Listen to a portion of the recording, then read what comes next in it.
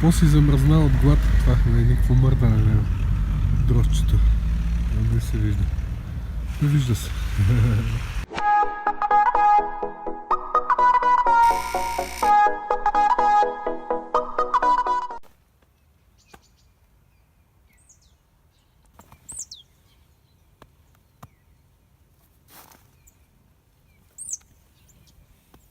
Сега ще ви покажа още една от моите постановки за снимане на дребни птици. И тук съм закачал рибло.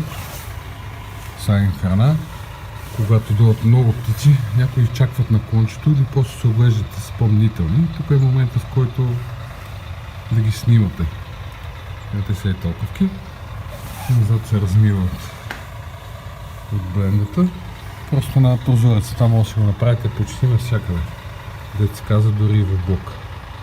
Ето е някои от резултатите около хранилките, кацалките и дърветата, които снимам.